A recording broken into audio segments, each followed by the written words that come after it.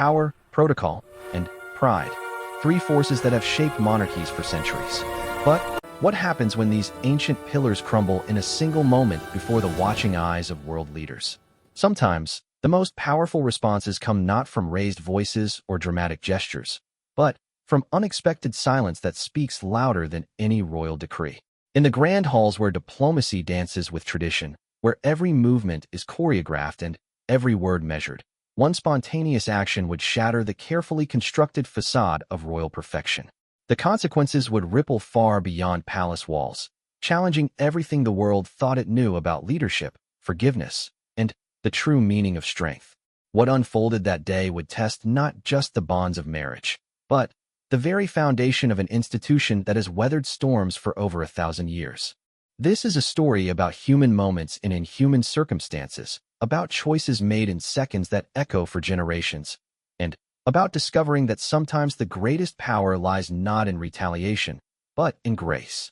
The morning sun cast long shadows across the cobblestones of Windsor Castle's main courtyard as preparations reached their final stages for what would become one of the most significant diplomatic gatherings in recent royal history. Queen Camilla stood at her bedroom window, watching the controlled chaos below as staff members scurried about like well-dressed ants, each carrying out their assigned tasks with military precision. The event was meant to be a triumph of British diplomacy, a state dinner celebrating the newly signed trade agreements with 12 major world powers. Presidents, prime ministers, and heads of state from across the globe would gather under one roof, their presence a testament to Britain's enduring influence on the world stage. For King Charles, this represented the culmination of months of careful negotiations and diplomatic maneuvering, a chance to prove that the British monarchy remained relevant and powerful in an increasingly complex global landscape. Camilla adjusted the pearl necklace that had belonged to Queen Elizabeth, feeling the weight of both the jewelry and the expectations that came with her position. The morning briefing had been thorough, almost overwhelming in its attention to detail. Protocol officers had walked her through every possible scenario, from the proper order of greetings to the precise angle at which she should hold her head during the national anthems. Nothing was left to chance in the royal household, especially not when the world would be watching. The queen consort had never quite shaken the feeling that she was still an outsider looking in, despite years of royal duties and public service. Today felt different, though. There was an electricity in the air, a sense that something significant was about to unfold. She couldn't shake the nagging sensation that all their careful planning was about to encounter something they hadn't anticipated. Downstairs, King Charles was in his element, moving through the reception rooms with the confidence that came from decades of preparation for this role. His relationship with Camilla had weathered many storms over the years, from the early scandal of their affair to the gradual public acceptance of their marriage. They had learned to work together as a team, supporting each other through the relentless demands of royal life. The king paused in the blue drawing room, surveying the arrangements one final time. Crystal glasses caught the morning light, reflecting tiny rainbows across the silk wallpaper. Everything was perfect, exactly as it should be for such an important occasion. He had insisted on personally reviewing every detail, from the floral arrangements to the seating chart that had taken diplomatic experts weeks to finalize. Outside, the first black cars began arriving at the castle gates. Security was unprecedented, with multiple agencies coordinating to ensure the safety of so many high-profile guests. The Royal Guard stood at attention in their traditional red uniforms, their faces masks of professional composure despite the early hour and the weight of responsibility on their shoulders. Among them was Lieutenant James Morrison, a young soldier who had earned his position through exceptional service and unwavering dedication. At 26, he represented the new generation of the Royal Guard, university-educated, multilingual, and deeply committed to the traditions he served. His family had served the crown for 3 generations, and he wore the uniform with the pride that came from genuine belief in the institution he protected. Morrison had spent the previous evening reviewing security protocols and guest profiles. He knew the faces of every dignitary expected to attend, their security requirements, and the potential threats that might emerge. What he couldn't have known was that the greatest challenge of his career would come not from an external threat, but from within the royal family itself. The morning progressed smoothly, with guests arriving in carefully orchestrated waves. Each arrival was a small ceremony in itself, with proper greetings, photograph opportunities, and brief conversations designed to set the tone for the evening's more formal proceedings. Camilla moved through these interactions with practiced grace, her smile never wavering despite the growing fatigue that came from hours of concentrated diplomatic performance. By midday, the castle hummed with activity as staff prepared for the afternoon's cultural program. The Queen Consort had specifically requested a tour of the castle's art collection for the international guests, seeing it as an opportunity to showcase Britain's cultural heritage alongside its political achievements. The route had been carefully planned to highlight the most impressive pieces while maintaining security protocols. As the tour group assembled in the grand entrance hall, Camilla felt a familiar flutter of anxiety. These were not ordinary guests who might overlook small mistakes or breaches of protocol. Every word, every gesture would be analyzed and reported by the international media following the event. The pressure was immense, even for someone who had grown accustomed to life under constant scrutiny. The tour began without incident, with Camilla serving as an enthusiastic guide, sharing stories about the various artworks and their historical significance. Her genuine love for the subject matter shone through, and several guests commented approvingly on her knowledge and passion. For a moment, it seemed as though the day would unfold exactly as planned. Lieutenant Morrison had positioned himself strategically along the tour route, maintaining visual contact with the group while staying appropriately in the background. His training had taught him to be invisible when possible, present when necessary. He watched the interactions carefully, noting the body language of both the royal family and their distinguished guests. As the group moved through the state apartments, Morrison noticed a subtle change in the Queen Consort's demeanor. Her smile remained in place, but there was a tightness around her eyes that suggested growing stress. The constant attention, the need to be perpetually on for such an extended period, was clearly taking its toll. The turning point came as they entered the Crimson Drawing Room, where a priceless collection of miniature portraits lined the walls. One of the visiting presidents asked a complex question about the provenance of a particular piece, and Camilla found herself struggling to recall the specific details. For just a moment, her composure cracked, and she felt the familiar surge of anxiety that came with public uncertainty. It was at this moment that protocol demanded a small adjustment to their route.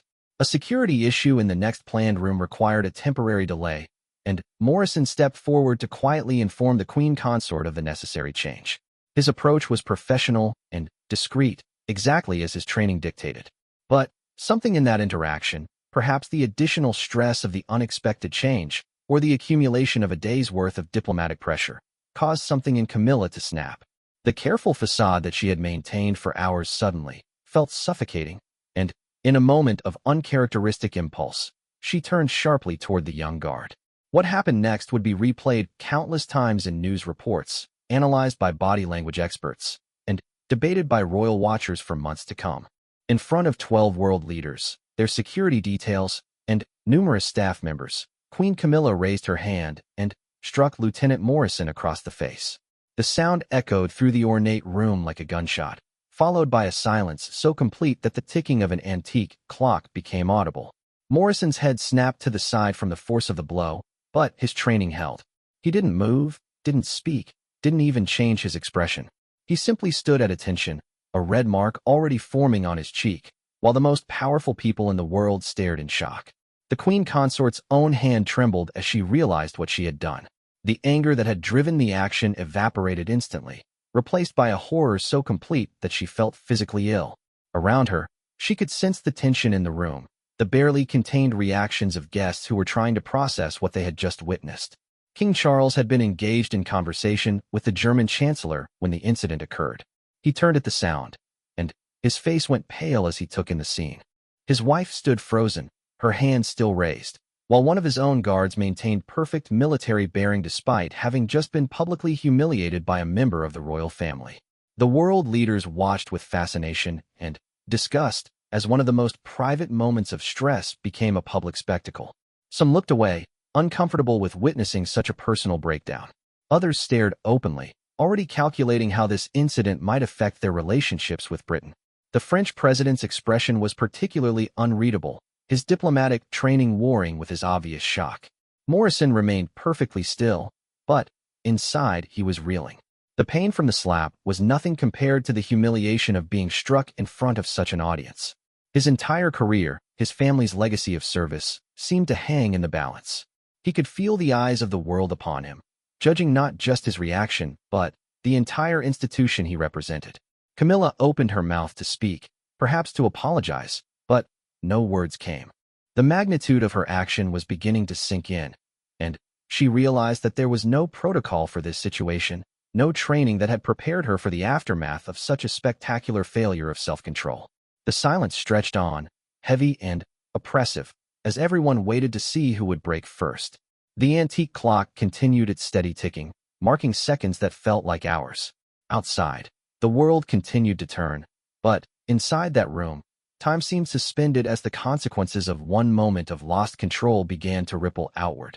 King Charles stepped forward slowly, his mind racing as he tried to process not just what had happened, but what it might mean for the monarchy, for Britain's relationships with these allied nations, and for his marriage. Every option he considered seemed to carry enormous risks, and there was no time for consultation or careful consideration. As he moved toward his wife and the guard, the watching world leaders held their breath, knowing that whatever happened next would define not just this moment, but potentially the future of the British monarchy itself. The young lieutenant continued to stand at perfect attention, his face a mask of professional composure even as his world crumbled around him. The queen consort finally lowered her hand, but the damage was already done. In a room full of the most powerful people on earth, she had revealed a moment of such raw human weakness that no amount of royal protocol could cover it up.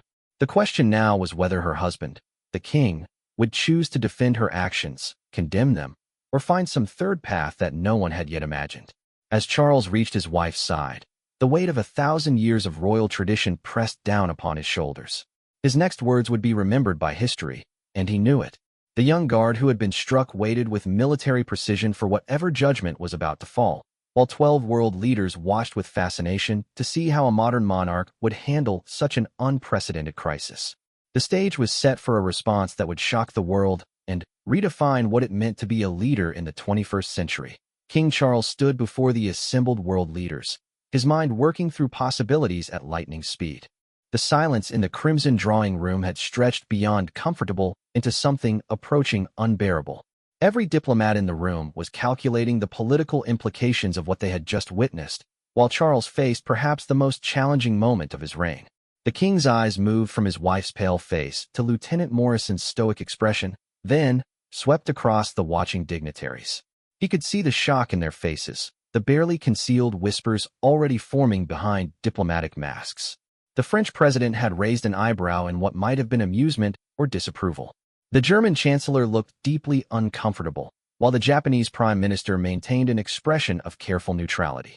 Charles had spent his entire life preparing for moments of crisis, but no amount of training could have anticipated this particular scenario. The traditional response would be to quickly move past the incident, perhaps with a quiet word about stress and the demanding nature of royal duties. Protocol dictated damage control, swift and decisive action to minimize embarrassment to the crown. Instead, something unexpected happened. The king looked at Lieutenant Morrison, really looked at him, and saw not just a uniform or a representative of military tradition, but a young man who had been publicly humiliated while carrying out his duties with honor. Charles had spent decades thinking about leadership, about what it meant to serve, and in that moment, he made a choice that would surprise everyone in the room. Lieutenant Morrison, the king said, his voice carrying clearly through the ornate chamber. The young guard's eyes snapped to meet his sovereign's gaze, though he maintained his rigid posture. Please step forward. Morrison moved with military precision, stopping exactly 3 feet from the king as protocol demanded. His face showed no emotion, but Charles could see the tension in the young man's shoulders, the barely perceptible tremor in his hands.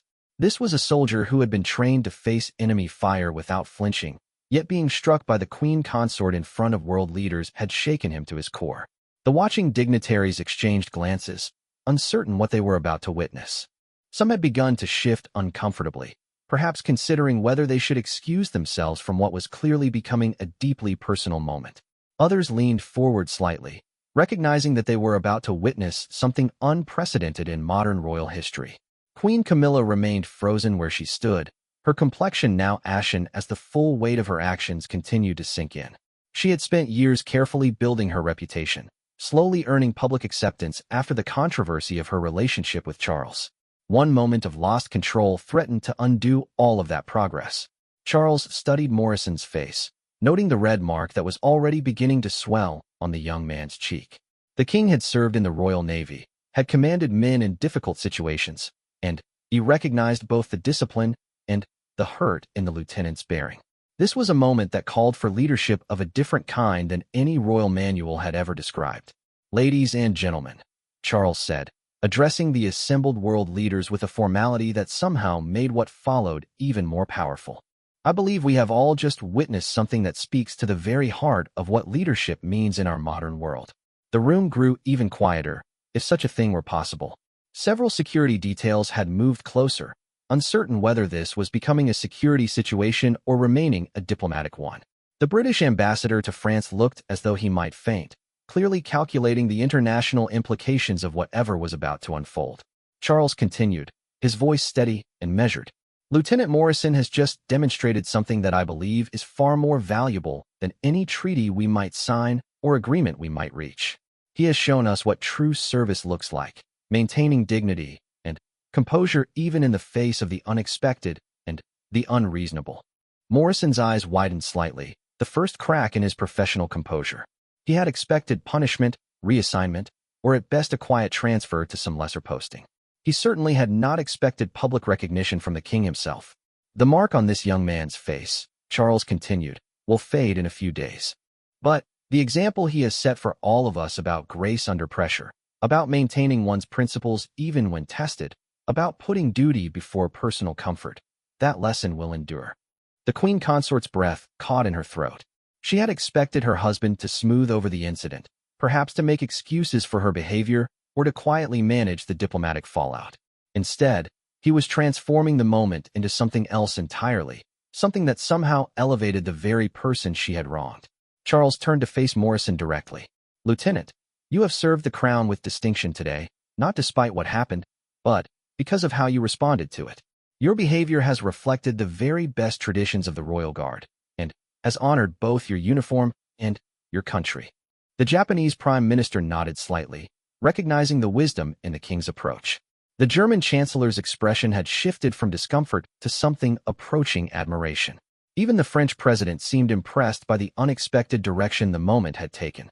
But Charles was not finished.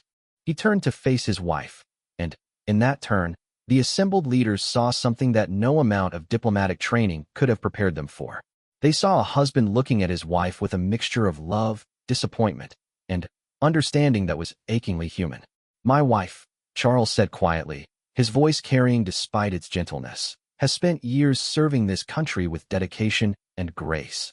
She has taken on responsibilities that she never asked for, faced scrutiny that would break most people, and has done so with remarkable strength." Camilla's eyes filled with tears that she fought to control.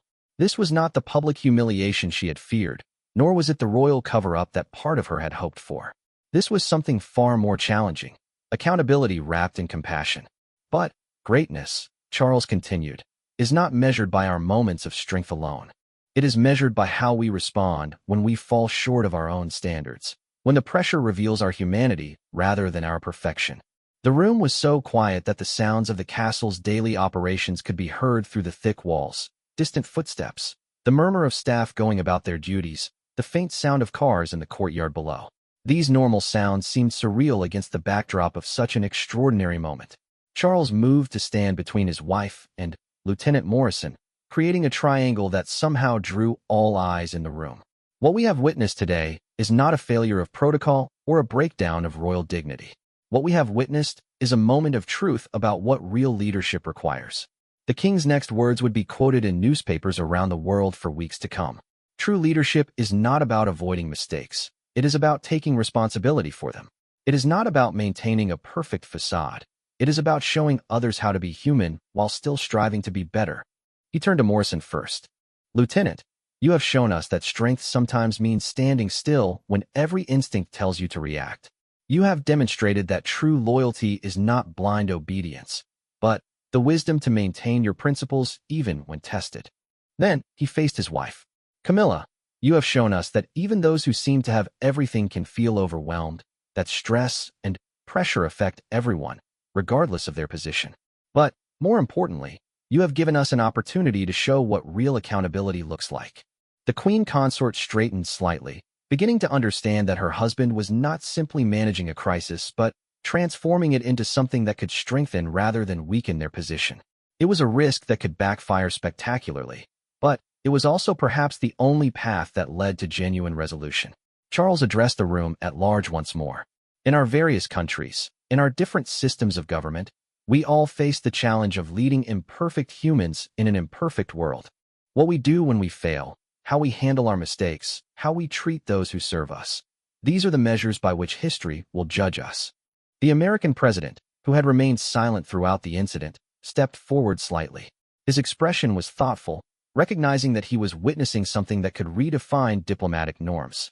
"Your Majesty," he said carefully, "I think I speak for all of us when I say that what we have seen today is exactly the kind of leadership our world needs more of."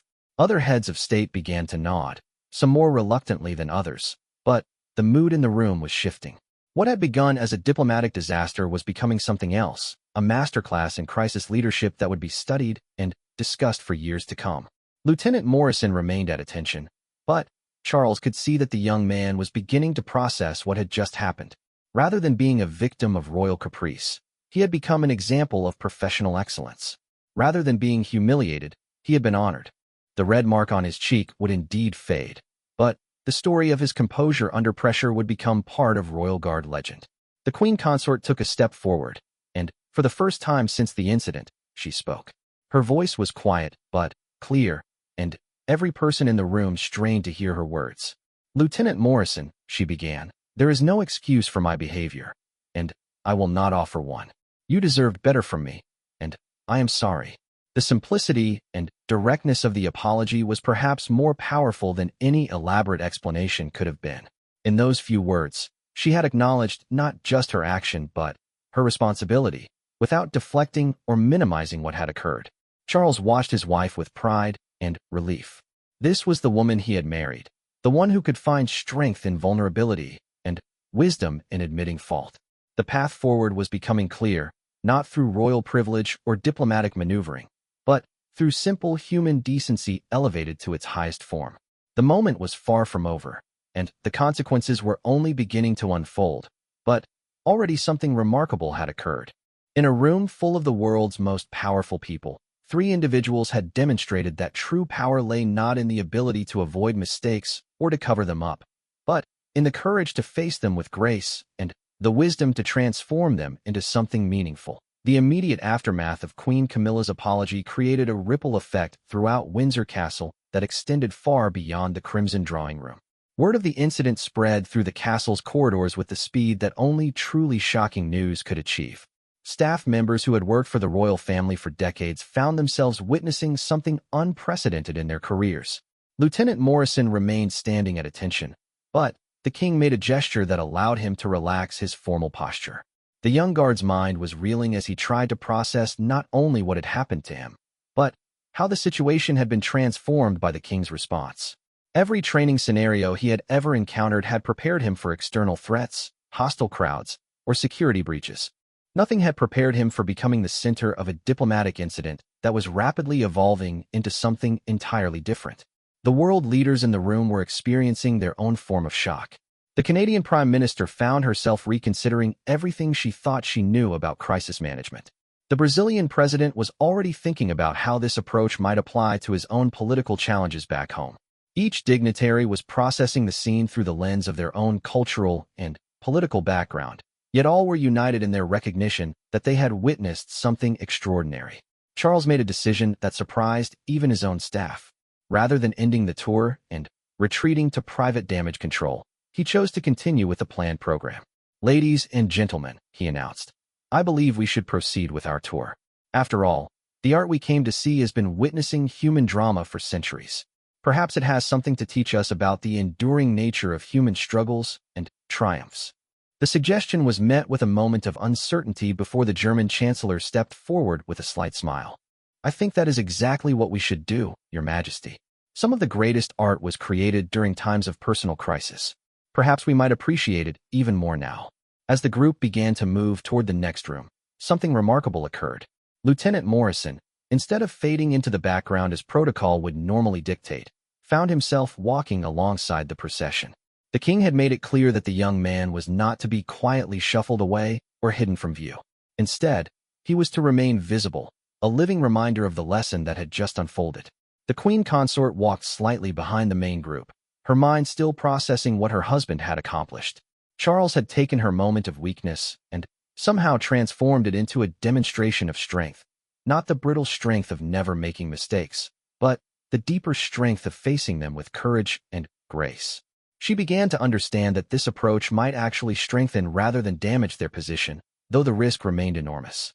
In the next gallery, the conversation gradually returned to the artwork, but there was an undercurrent of something deeper now.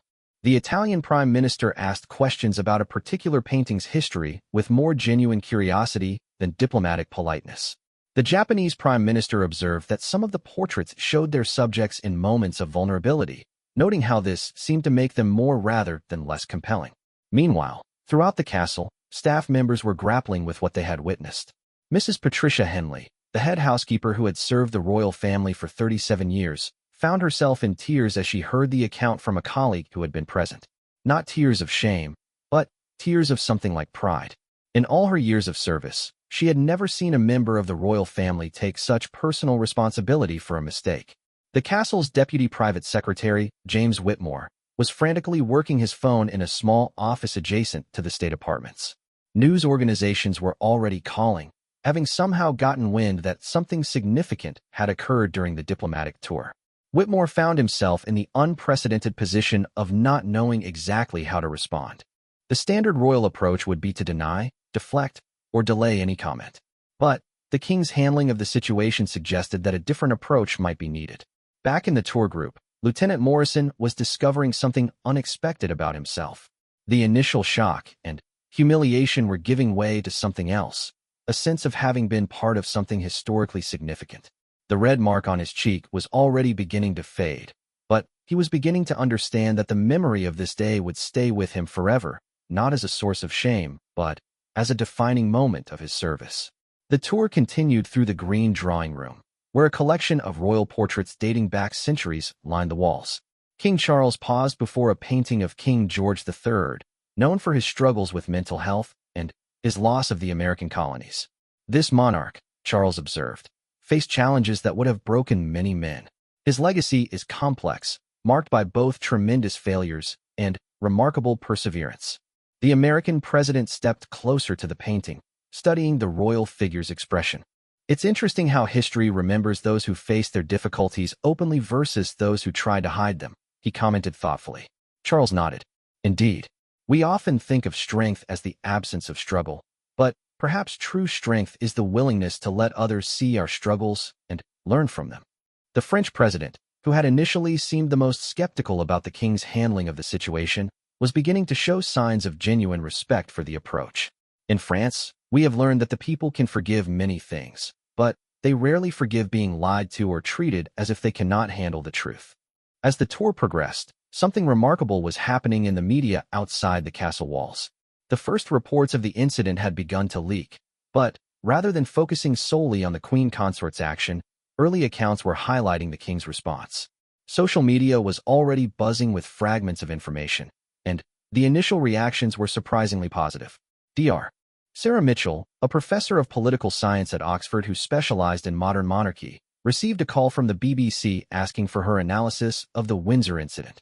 Without full details, she could only speculate, but what she was hearing suggested something unprecedented in royal crisis management. If the reports are accurate, she told the producer, we may be witnessing the emergence of a new model of royal accountability that could transform public expectations of leadership. Inside the castle, Queen Camilla was experiencing her own transformation. The initial panic and shame were being replaced by something like relief. For years, she had lived with the pressure of being constantly perfect, of never showing weakness or uncertainty. The incident had been terrible, but the aftermath was revealing possibilities she had never considered. Perhaps authenticity, even painful authenticity, could be more powerful than the carefully constructed perfection she had been striving to maintain. Lieutenant Morrison found himself in an extraordinary position as the tour continued. World leaders were asking him questions about his service, about the Royal Guard traditions, about his own background. Rather than being the object of pity or embarrassment, he was being treated with genuine respect and interest. The Brazilian president spent several minutes discussing the similarities between military service traditions in their respective countries. The transformation was not lost on the castle staff, who watched with amazement as what should have been a diplomatic disaster evolved into something that seemed to be enhancing rather than damaging Britain's international standing. The head butler, William Thornton, who had served 3 monarchs during his career, whispered to a colleague, "In 40 years of royal service, I have never seen anything like this. His Majesty has turned water into wine." As the tour reached its conclusion in the grand reception room, King Charles made another decision that would surprise everyone present. He announced that he would like to hold an impromptu press conference to address what had occurred. The suggestion sent his staff into a state of barely controlled panic, but the king's mind was made up. "Your Majesty," Deputy Private Secretary Whitmore said urgently, "perhaps we should consider a prepared statement instead. A press conference carries significant risks." Charles looked at his aide with a calm smile. "James, the greatest risk we face is not in what we might say, but in what we might fail to say. If we have learned anything today, it is that authenticity, even uncomfortable authenticity, is more powerful than any amount of careful message management." The world leaders exchanged glances, recognizing that they were about to witness something extraordinary. A modern monarch was choosing to face the media immediately after a personal crisis, without the usual layers of protection and preparation that characterized royal communications. It was either an act of remarkable courage or spectacular foolishness, and none of them were certain which. Lieutenant Morrison was informed that he would be expected to attend the press conference as well, standing beside the royal couple as they faced the media. The young man felt his stomach clench with nervousness, but he also felt something else, a sense of purpose that went beyond his individual role. He was about to become part of a moment that would define new standards for leadership transparency. As preparations began for the hastily arranged press conference, news organizations around the world scrambled to position their correspondents at Windsor Castle. The initial reports had already generated enormous interest, but the announcement of an immediate royal response sent the story into a different category entirely. This was no longer just a diplomatic embarrassment. It was becoming a potential watershed moment in the relationship between the monarchy and the public they served. The queen consort stood before a mirror in a small preparation room, studying her reflection. The woman looking back at her seemed different somehow, more vulnerable, perhaps, but also more real. The carefully constructed public persona she had spent years perfecting was about to be tested in the most public forum imaginable.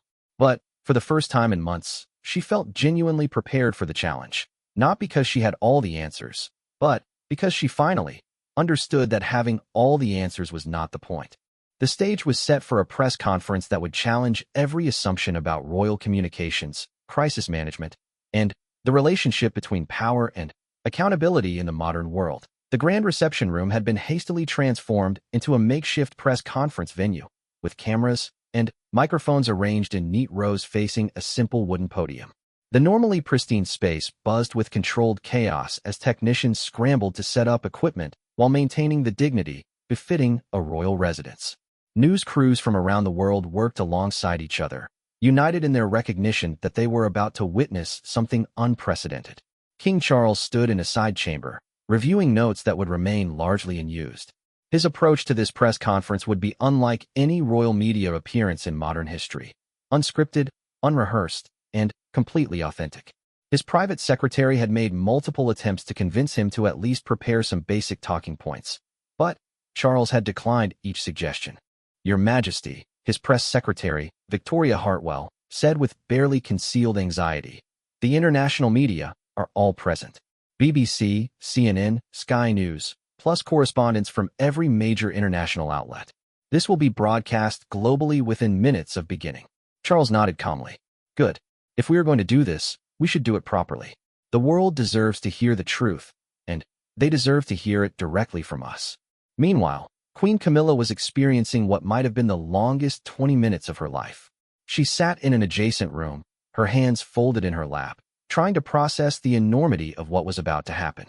In less than an hour, she had gone from hosting a routine diplomatic tour to preparing to discuss her own moment of public failure before the world's media. The magnitude of the situation was almost overwhelming. Lieutenant Morrison stood in his dress uniform, having been given a few minutes to ensure his appearance met the standards expected for such a formal occasion. The red mark on his cheek had faded somewhat, but it was still visible, a physical reminder of the incident that would soon be broadcast around the world. His commanding officer, Colonel Sarah Pemberton, had arrived to provide support and guidance. "Morrison," Colonel Pemberton said quietly, "you understand that what happens in the next hour may define not just your career, but how the world views the British military. You are representing every soldier who has ever stood guard duty." The young lieutenant nodded, his jaw set with determination. "Yes, ma'am. I understand the responsibility." Outside the castle walls, news vans lined the roads as far as the eye could see. Reporters stood in front of the historic building, providing live updates to audiences around the globe. The story had exploded across social media, with hashtags like #RoyalAccountability and #WindsorMoment trending worldwide. Public reaction was remarkably mixed, but trending towards something that surprised royal watchers: respect for the king's handling of the crisis. Dr. Sarah Mitchell found herself in high demand as news organizations sought expert analysis of the developing situation. "What we're seeing," she explained to a BBC correspondent, "is a complete departure from traditional royal crisis management. Historically, the monarchy's response to scandal has been to retreat behind palace walls and wait for public attention to move elsewhere. King Charles is doing the exact opposite." Inside the castle, the world leaders who had witnessed the original incident were gathered in a private dining room, watching events unfold with fascination. The German chancellor observed to her colleagues, "In all my years in politics, I have never seen a leader choose such a risky path when safer alternatives were available. It is either inspired or insane." The American president, sipping tea from fine china, nodded thoughtfully. "In our country, we're used to politicians who will say anything to avoid taking responsibility. Watching someone actually embrace accountability is refreshing, frankly." As the moment approached for the press conference to begin, Charles made a final decision that would surprise even those who thought they had seen everything. He announced that the three of them, himself, Camilla, and Lieutenant Morrison, would enter the room together as equals. This broke every protocol regarding royal hierarchy and media appearances, but Charles was operating by new rules now. The doors to the grand reception room opened, and the trio walked in side by side. The visual impact was immediate and powerful. Here was the King of England, his wife, and a young soldier, standing together to face the consequences of a moment that could have driven them apart. Photographers' cameras clicked furiously, capturing what would become one of the most iconic images in modern royal history. Charles stepped to the podium first, his bearing calm and confident despite the extraordinary circumstances. The room fell silent as dozens of microphones and cameras focused on the monarch who was about to redefine royal crisis communication. "Ladies and gentlemen of the press," Charles began, his voice clear and steady. "Thank you for gathering on such short notice. We are here because something occurred today that requires direct address, not through prepared statements or official spokespersons, but through honest conversation." The directness of his opening caught even veteran royal correspondents off guard. This was not the carefully orchestrated royal communication they were accustomed to. This was something entirely different. Earlier today, during a tour for visiting heads of state, Queen Camilla struck Lieutenant Morrison, one of our royal guards. This action was witnessed by numerous world leaders and their security details. Rather than allowing speculation to fill the void of official silence, we have chosen to address this incident directly and honestly. The room was absolutely silent except for the mechanical sounds of recording equipment. Royal correspondents exchanged glances, hardly believing what they were hearing. Royal crisis management typically involved months of careful messaging and gradual acknowledgement, if acknowledgement came at all. Charles continued, "I could stand here and offer explanations about stress, about the pressures of royal duty, about the challenging nature of diplomatic obligations. All of these factors may have contributed to what occurred, but ultimately, none of them excuse what happened." He paused, allowing his words to sink in before continuing. "What matters is not why it happened, but how we respond to it. And I believe that our response reveals something important about the nature of leadership itself." The king stepped back from the podium and gestured for Queen Camilla to join him. She moved forward with visible nervousness, but also with determination. When she spoke, her voice was quiet but carried clearly throughout the room. "I struck Lieutenant Morrison in a moment of frustration and poor judgment," she said simply. There is no excuse for this behavior, and I will not offer one. Lieutenant Morrison was performing his duties professionally and courteously, and he deserved far better treatment from me. The simplicity and directness of her statement created a moment of profound silence in the room. Veteran journalists, accustomed to political spin and careful non-apologies, found themselves witnessing something genuinely unprecedented. But the most surprising moment came when Charles called Lieutenant Morrison to the podium. The young soldier stepped forward, and when he spoke, his words would be remembered as perhaps the most powerful of the entire incident. Your Majesty, he said, addressing the royal couple formally. I joined the Royal Guard because I believe in service. Not service to individuals, but service to ideals, honor, duty, and the belief that how we treat each other matters more than our positions or titles. Morrison's voice grew stronger as he continued. What happened today was unfortunate. But what happened afterward, how you chose to handle this situation, reminds me why those ideals matter. You could have had me transferred quietly, could have managed this privately, could have protected yourselves at my expense. Instead, you chose to use this moment to demonstrate what real leadership looks like. The young lieutenant turned to face the cameras directly. The mark on my face will fade, but the lesson in leadership that I witnessed today will stay with me for the rest of my life. Sometimes strength is not about never falling down. It's about how you help others up when you do fall. The impact of Morrison's words on the assembled media was visible.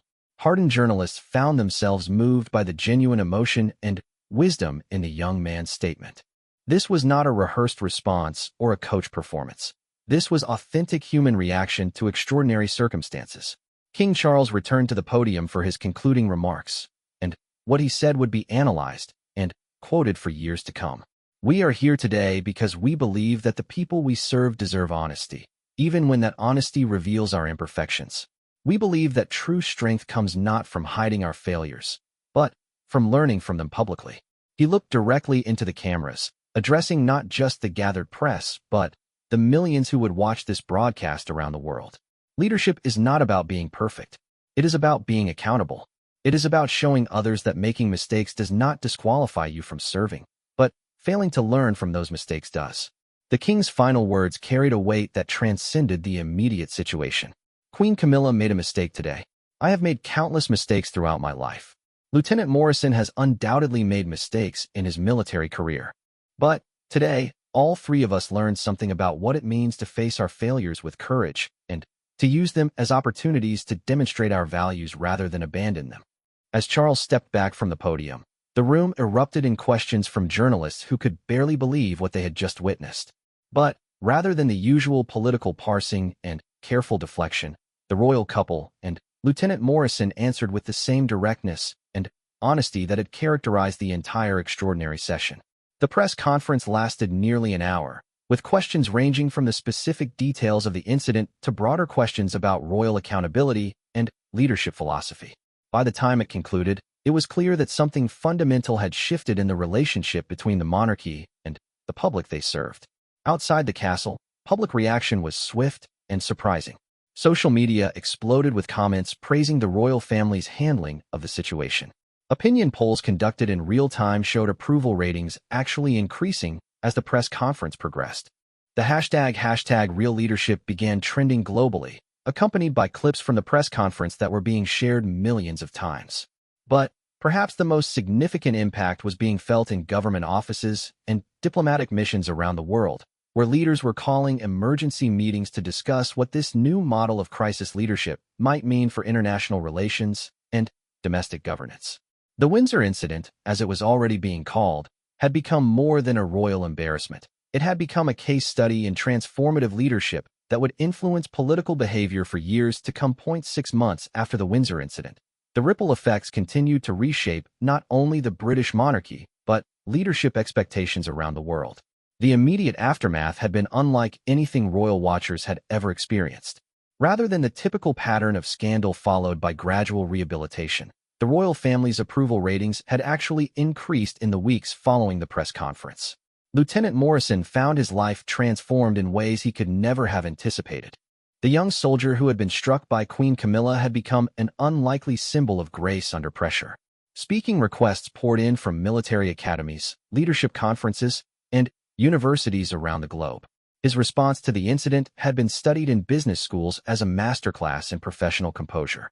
The lieutenant had been promoted to captain and assigned to a new role within the Royal Guard that involved training new recruits not just in security protocols, but in what had come to be known as crisis character, the ability to maintain one's principles and dignity even in the most challenging circumstances. The scar from that day had indeed faded completely, but Morrison wore a different kind of mark now, the quiet confidence that comes from having faced an impossible situation and emerged with honor intact. Captain Morrison stood before a group of new recruits on a crisp autumn morning, the same courtyard where the original diplomatic gathering had taken place, visible through the windows of the training facility. Service, he told the young soldiers, is not about being treated well. It is about serving well, regardless of how you are treated. One of the recruits, a young woman named Sarah Collins, raised her hand. Sir, how do you maintain your composure when someone in authority treats you unfairly? Morrison smiled, remembering his own uncertainty all those months ago. You remember that your character is not determined by how others behave toward you. It is determined by how you choose to respond. The moment someone treats you poorly, you have a choice. You can let their weakness become your own, or you can demonstrate something better. Meanwhile, King Charles was discovering that his handling of the Windsor incident had fundamentally altered his relationship with both the British public and the international community. The traditional reserve and distance that had characterized royal communications for generations had been replaced by something warmer and more authentic. Public engagements now included impromptu conversations and genuine interactions that felt natural rather than scripted. At a recent state dinner with Nordic leaders, the Swedish Prime Minister had pulled Charles aside for a private conversation. Your Majesty, she had said, what you did in March has changed how leaders in our region think about crisis management. We have all been asking ourselves whether we would have had the courage to respond as you did. The king had been surprised by the comment. I am not certain it was courage, he had replied. It may have simply been the recognition that the alternative, hiding behind royal protocol, would have been far worse than facing the truth. Queen Camilla's transformation had been perhaps the most profound of all. The woman who had spent years carefully managing her public image now spoke with a directness and authenticity that connected with people in ways that polished royal appearances never could. Her charity work had taken on new dimensions as she began focusing on organizations that help people deal with stress, anger management, and the pressures of public life. At a recent engagement with a mental health charity in Manchester, Camilla had spoken openly about the incident for the first time since the press conference. I learned something important about myself that day, she told the gathering. I learned that trying to be perfect all the time is not just impossible, it is actually harmful. When we pretend that we never struggle, we make it harder for others to admit when they are struggling too. A young mother in the audience had asked whether the Queen Consort regretted how public her moment of failure had become. Camilla had considered the question carefully before responding. I regret striking Lieutenant Morrison. I will always regret that. But I do not regret that it happened publicly. Privacy would have protected me, but it would not have helped anyone else learn from my mistake. The international impact of the Windsor incident continued to reverberate through diplomatic and political circles. The Brazilian president had implemented what he called Windsor protocols in his own administration, requirements that government officials take personal responsibility for their mistakes rather than deflecting blame to subordinates. The policy had proven surprisingly popular with Brazilian voters, who were tired of political leaders who seemed incapable of genuine accountability. In Germany, the chancellor had commissioned a study of crisis leadership that examined the Windsor incident alongside other examples of transformative leadership during difficult moments. The resulting report, titled The Courage of Accountability, had become required reading in German diplomatic training programs. Perhaps most significantly, the incident had sparked a broader conversation about the nature of leadership itself in the 21st century. Dr. Sarah Mitchell, who had become something of an expert on the Windsor incident, found herself traveling internationally to speak about what she termed post-heroic leadership, a model that prioritized authenticity and accountability over traditional demonstrations of strength and infallibility. The old model of leadership, Dr. Mitchell explained to a gathering at Harvard Business School, was based on the idea that leaders should never show weakness or uncertainty. The Windsor incident demonstrated that there is actually tremendous strength in admitting failure and tremendous wisdom in using that failure to teach others. The academic world had embraced the incident as a case study that challenged fundamental assumptions about power, authority, and public responsibility. Business schools incorporated it into their leadership curricula, while political science programs used it to examine the evolution of public expectations regarding elected officials. Back at Windsor Castle, the grand reception room where the press conference had taken place had become something of a pilgrimage site for visitors interested in leadership and accountability. Tour guides now included the story of the incident in their standard presentations, though they focused more on the response than on the original action. Mrs. Patricia Henley, the head housekeeper, often found herself reflecting on how much the atmosphere of the castle had changed since that remarkable day. "There is something different now," she told her colleague during their afternoon tea break. "The family seems more real somehow. Like they are people first and royals second, rather than the other way around." The change was evident in countless small ways. Royal staff meetings now included genuine discussions about challenges and mistakes, rather than the careful choreography that had characterized them before. When problems arose, they were addressed directly rather than being managed through layers of protocol and careful messaging. Lieutenant Morrison, now Captain Morrison, had maintained his relationship with the royal family, though it had evolved into something more personal than his original purely professional role. The king occasionally sought his perspective on military matters, while Queen Camilla had asked for his input on her mental health initiatives.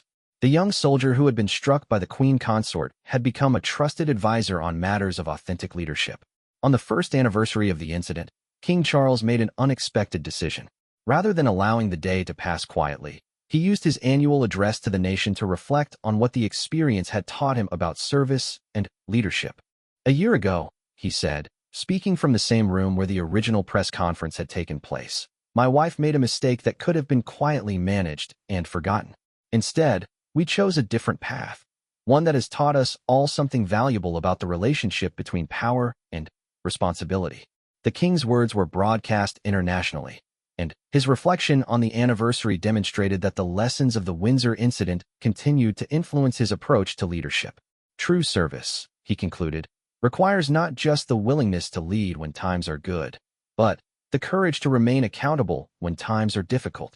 As the months continued to pass, it became clear that the Windsor incident had marked a turning point not just for the British monarchy, but for public expectations of leadership more broadly. Politicians who attempted to deflect responsibility for their actions found themselves compared unfavorably to the royal family's handling of their crisis. Business leaders faced increased pressure to acknowledge their mistakes openly rather than hiding behind corporate communication strategies. The incident had also strengthened the monarchy in ways that no one could have predicted. By demonstrating that even royals were capable of human failure and genuine accountability, Charles and Camilla had made the institution more relatable and more relevant to ordinary people's lives. Public support for the monarchy had reached levels not seen in decades. Captain Morrison continued his work with the Royal Guard, but he also found time to write a book about his experience titled "Standing at Attention: Lessons in Service and Character." The book became an international bestseller, with proceeds donated to military charities and leadership development programs for young people. In the book's conclusion, Morrison wrote, "I learned that day that true strength is not about never being knocked down. It is about how you stand back up, what you learn while you are down, and how you help others when they fall. The mark on my face healed quickly, but the mark on my character will last forever." Years later, when historians looked back on the early reign of King Charles III, many would point to the Windsor incident as the moment when the monarchy truly entered the modern era. Not through technological innovation or constitutional reform, but through the simple recognition that authentic leadership requires the courage to be genuinely human, even when the world is watching. The incident had proven that in an age of social media and instant global communication, the old strategies of royal distance and carefully managed public images were not just obsolete, they were counterproductive. The public wanted leaders who were real, who struggled with the same human challenges they faced, and who could demonstrate how to handle those challenges with grace and wisdom. As Queen Camilla often said in her public speeches, "The worst moment of my public life became the foundation for the best work I have ever done." Sometimes our greatest failures become our most important teachers, if we have the courage to learn from them publicly. The Windsor incident had ended not with the destruction of reputations or the weakening of institutions, but with the emergence of a new model of leadership that prioritized truth over image, accountability over protection, and human connection over royal mystique. It was a transformation that no one could have predicted, but one that proved exactly what King Charles had said in those first moments after the incident. Sometimes the greatest power lies not in retaliation, but in grace.